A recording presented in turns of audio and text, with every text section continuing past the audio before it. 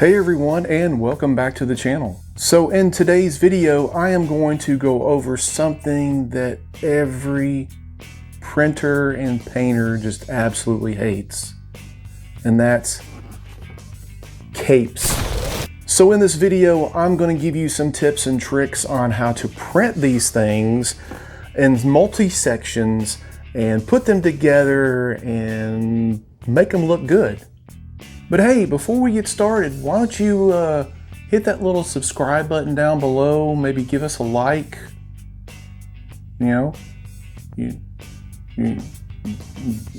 right down there.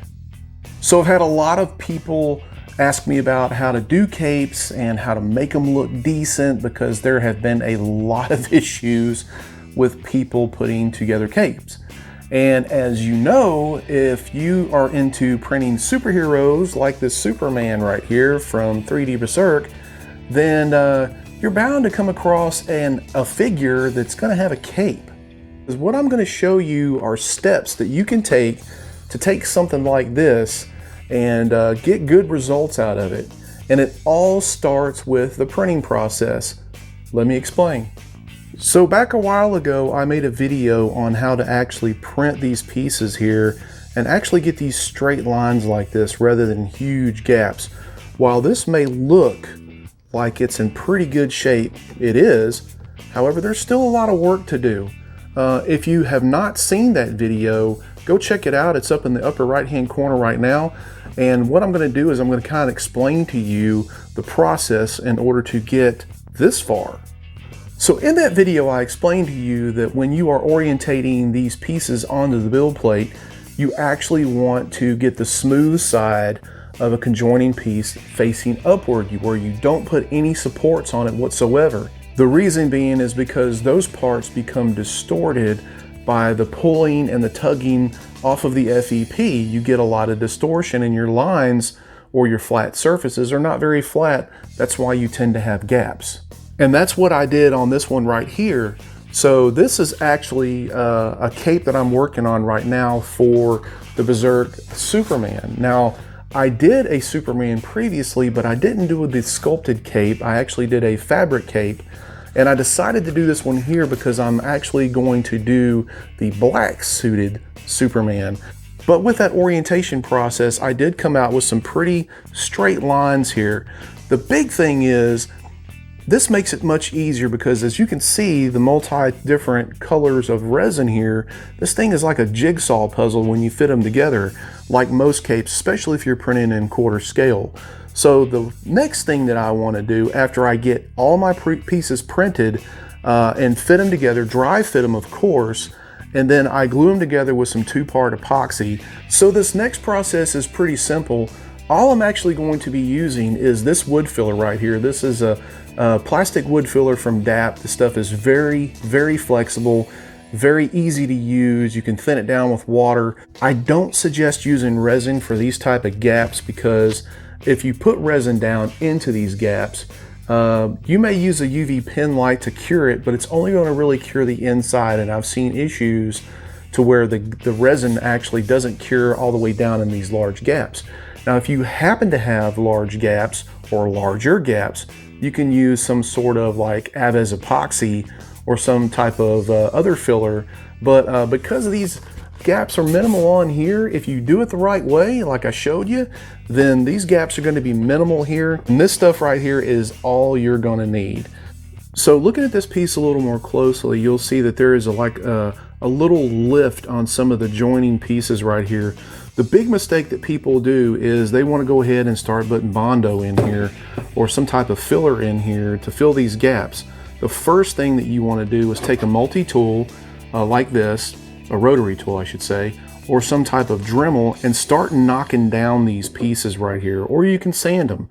You want to get them as flat as possible now, rather than goop it up with a bunch of filler and then try to do that. It's going to be so much easier on you. So what I'm going to do now is I'm going to take and knock some of these down and show you exactly how it works out to your benefit. Okay, so first things first is always wear your proper PPE on you whenever you're sanding or doing any type of stuff with any resin. So my voice may seem a little muffled right now because what I'm going to do is I'm going to go in here and kind of knock this stuff down with this multi-tool here. There is a link in the description if you want something like this for like 20 bucks. It's a godsend whenever you're fixing pieces and doing all kinds of stuff like this. So what I'll do is I'm just going to go in, knock this down, and get it fairly even with the pieces that are next to it. And you want to do that pretty much with the whole entire cape.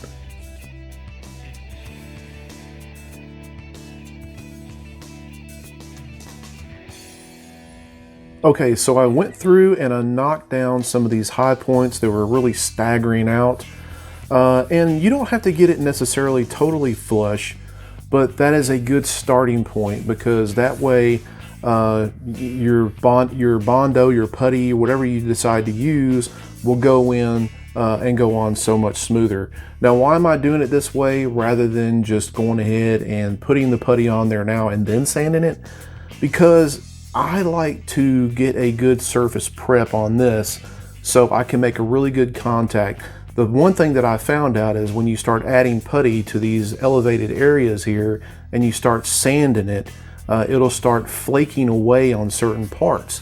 So you don't want to do that. Once the filler is on there, you want it to stay on there and make really good direct contact with the holes and with the gaps.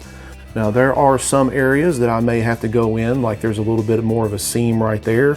I may actually have to use some Avez epoxy, but I won't know that until I actually try the filler that I'm about to use. I did have some big areas that I needed to grind down on pretty good, this one and this one here. But the next thing I'm gonna do is I'm gonna take some 220 grit sandpaper and I'm gonna go back over these seams and flatten them out even more. Okay, so on this part right here, what I'm going to do is I'm basically going to go against the line and I'm going to use some 220 right here and just sand right here in these little small areas, again trying to get it as level as possible.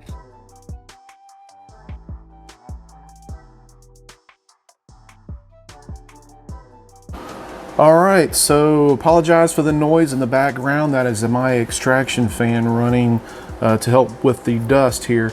So what I've done was I've went through and I've sanded down some of these areas right here where they felt a little high, and at the same time I went through and I sanded down my support divots and nipples and stuff like that. So it doesn't have to be perfect, but again, preparation is key.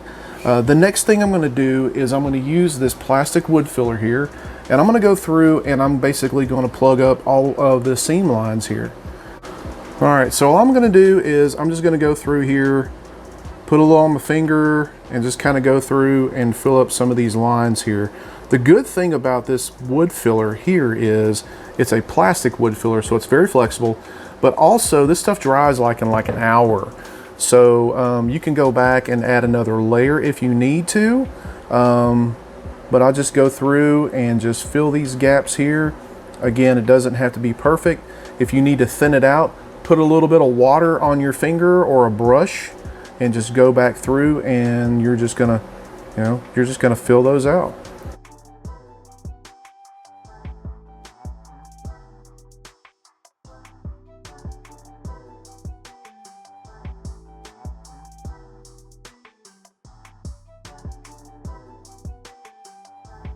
Okay, so here is the first initial layer of the filler.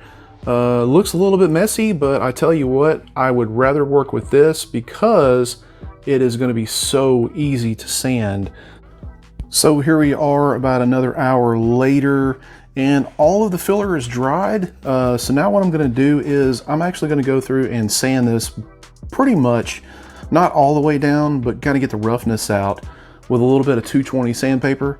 And then I'll take a look, and I see some other areas like right now that probably need a secondary layer. So once I get done with the sanding, I'll add another secondary layer, and we'll pretty much repeat this process again.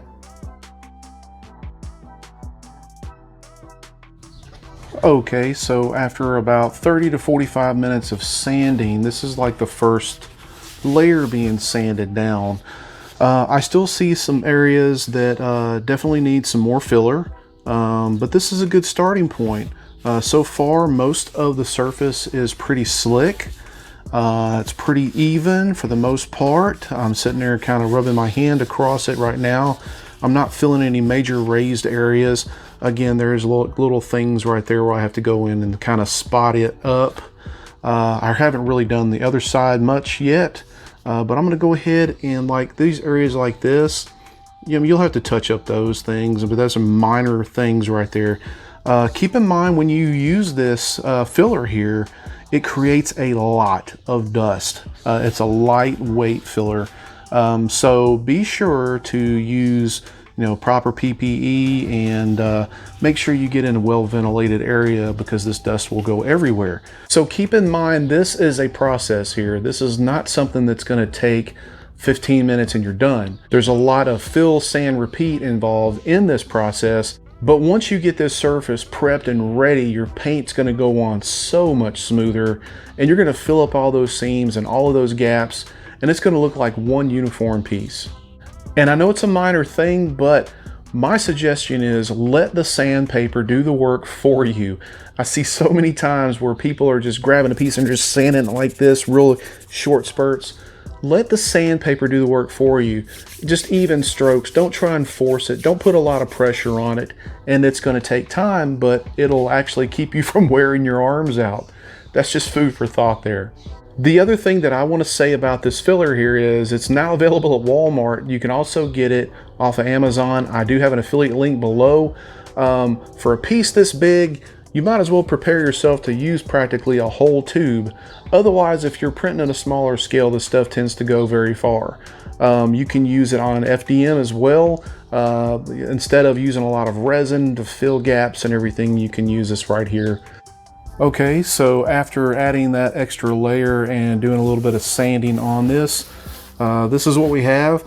The next step I'm gonna do is I'm gonna hit it with a coat of primer, because I want to see if there's any raised edges. Now, I'm not too concerned whether or not it's rough or smooth or whatever, because I can do that in the priming and sanding process.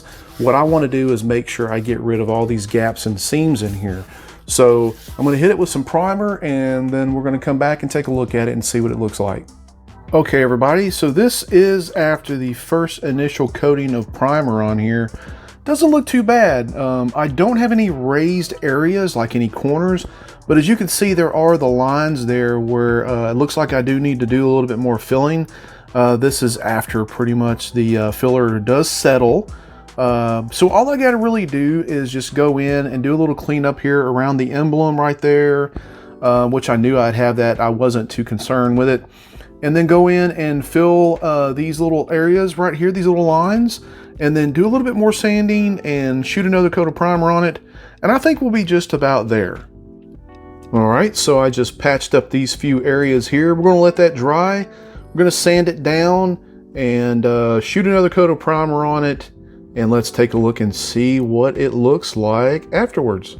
And after a little sanding, here's what we got on the second layer here. What I'm going to do next is I'm going to take my little G tool here. I'm going to kind of go into some of these areas that are pretty tight up in the emblem and around the corners and stuff, and make sure they're good and polished over. And then what I'm going to do and try this is get you some steel wool and go over this. Sand all over it. It'll make it really, really smooth, really, really slick, and then add some primer to it. And that's what we're going to do next. Oh yeah, one more thing.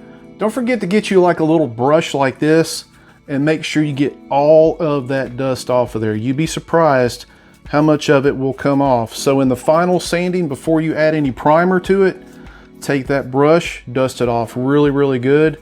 And then you're going to do the same thing after you primer. You're going to make sure you get all that overspray, all that primer dust off of there. And that way you get a really good base for your paint. All right, so this is a fresh coat of primer on it. As you can see, everything's pretty much gone. Now there are going to be some minor imperfections in there, and you got to expect that. But at some point, you can stop doing what you're doing and put a coat of paint on it. If you want to keep tidying up areas, then that's fine. Okay, everyone, I hope that helped you out in making your next cape. these things can be a pain in the rear end if you run across one of these. But chances are, if you're printing superheroes like most of us are, at some point or another, you're gonna have to print one of these.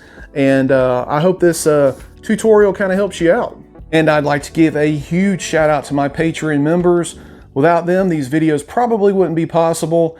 And we got some new members this week, quite a few. So let's see who it is. Let's welcome Paul Doy, Anderson Peralta, Zay, Jack Amy, Jonathan Del Rosario, Mr. James Cannon, Thomas McDonald, Felipe Sewe Breaker, another one, I can't get through these names without butchering somebody's, I'm sorry guys, Latorn, Desmond Tucker, Rick Kinser, Jamie Sage, Ian Pete, Sven Mueller. Thank you guys so much for becoming the newest Patreon members. And remember, you can get on the Patreon, be part of the Discord. Link is below in the description. And don't forget, if you get in on the $10 tier, you can also get the Punisher and Wolverine Bad Night for the Ninjas files. And for the month of May, we're looking at Ghost Rider. And again, guys, this isn't something I do every month, but I reinvest back into the channel through my Patreon. So as anybody knows, these commissions can be pretty costly, but it's my way of giving back to the Patreon. Again, we would love to have you over there. And if the Patreon is not for you, you can support the channel by simply watching the videos, sharing them with a friend, watching the next one and the next one. We also have that new merch store. Go over there and check some of that stuff out. Got some pretty cool stuff over there, pretty cool original designs. And we also have that super thanks button below. So yeah, go over and get your creative collector stuff. But if you're here right now watching this video, you're supporting the channel, and I greatly appreciate it, guys.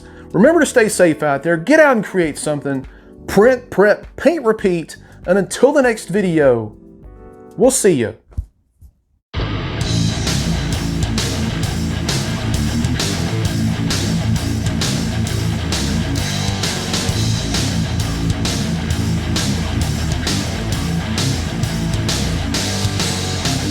Ooh, look what just came in. Oh yeah.